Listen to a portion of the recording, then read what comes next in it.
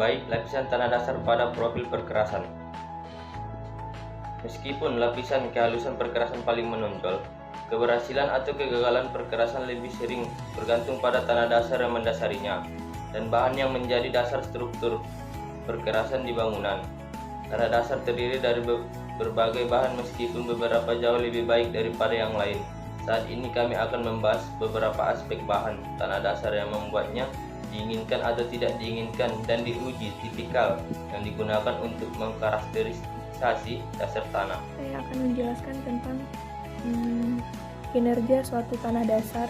Umumnya bergantung pada 3 karakteristik dasar. Yang pertama, daya dukung beban. Tanah dasar harus mampu mendukung beban yang diteruskan dari struktur perkerasan. Kapasitas dukung beban ini sering dipengaruhi oleh tingkat pemadatan, kadar air, dan jenis tanah. Tanah dasar yang dapat menahan beban dalam jumlah besar tanpa deformasi berlebihan dianggap itu baik. Dengan demikian, secara keseluruhan mutu dan daya tahan konstruksi perkerasan tidak lepas dari sifat tanah dasar. Tanah dasar yang baik adalah tanah yang mempunyai tingkat kepadatan tertentu, sehingga mempunyai daya dukung tanah baik serta berkemampuan mempertahankan perubahan volume selama masa pelayanan walaupun terdapat perbedaan kondisi lingkungan dan jenis tanah. Yang kedua itu ada kandungan kelembaban. Kelembaban cenderung mempengaruhi sejumlah sifat tanah dasar termasuk daya dukung beban, penyusutan, dan pembengkakan. Kadar air dapat dipengaruhi oleh beberapa hal seperti drainase, elevasi muka air tanah, infiltrasi atau porositas perkerasan yang dapat dibantu oleh retakan pada perkerasan. Umumnya, tanah dasar yang terlalu basah akan berubah bentuk secara berlebihan di bawah beban. Apabila kita tidak teliti dalam melakukan pekerjaan ini, perkerasan yang secara terus-menerus akan mengalami tegangan-tegangan akibat beban lalu lintas yang dapat mengakibatkan kerusakan pada perkerasan. Dan selain itu, kelembapan dan gerakan tanah dasar dapat pula menyebabkan kerusakan perkerasan. Yang ketiga ada penyusutan atau pembengkakan. Beberapa tanah menyusut atau membengkak tergantung pada kadar airnya. Selain itu, tanah dengan kandungan halus yang berlebihan mungkin rentan terhadap embun beku di iklim utara. Penyusutan, pembengkakan, dan embun beku akan cenderung merusak dan meretakkan semua jenis perkerasan yang dibangun di tanah dasar. Yang buruk harus dihindari jika memungkinkan, tetapi jika diperlukan untuk membangun di atas tanah yang lemah, ada beberapa metode yang tersedia untuk meningkatkan kinerja tanah. Akan lebih efektif apabila itu dibangun di atas tanah yang baik. Tetapi jika diperlukan untuk membangun di atas tanah yang lemah, itu harus diganti dengan timbunan yang berkualitas tinggi. Kemungkinan timbunan yang berkualitas tinggi itu biayanya sangat-sangat mahal. Saya akan menjelaskan mengenai tanah dasar yang buruk. Tanah dasar yang buruk harus dihindari jika memungkinkan.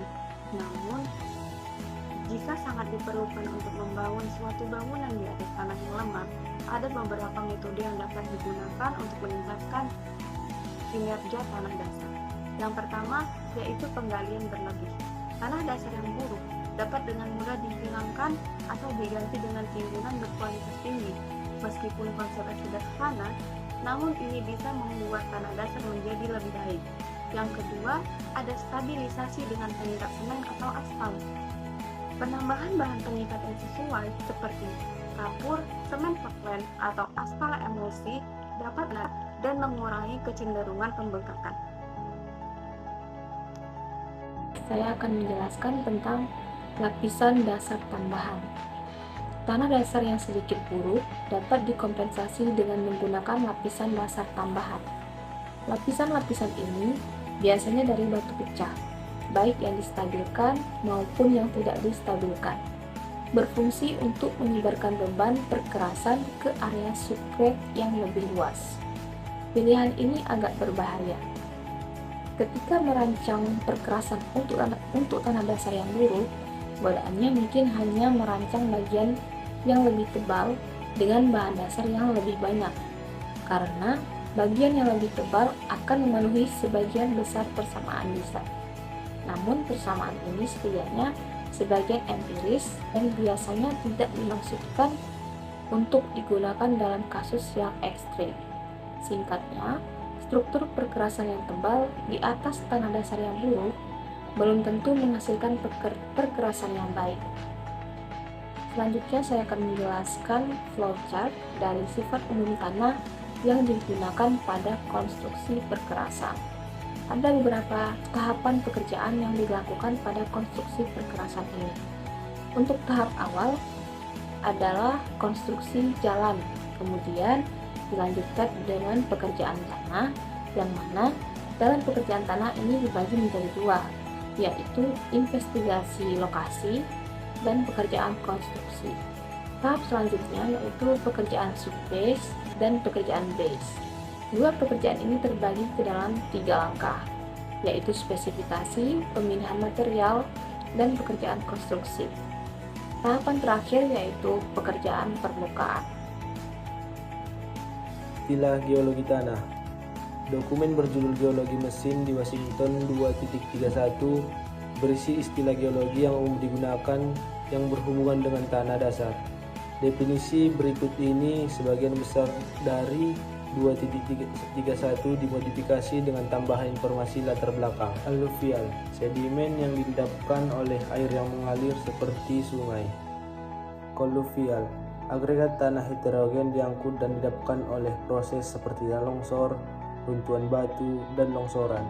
Satu kamus mendefinisikan colluvial sebagai terdiri dari kotoran materi tidak murni, mungkin sedikit lebih grafis daripada istilah heteromurahati. Aeolian, sedimen yang didapatkan angin. Catatan, Aeolian atau Aeolian berkait dengan Aeolus, dewa angin dalam mitologi Yunani. Bunsen, sedimen seukuran pasir.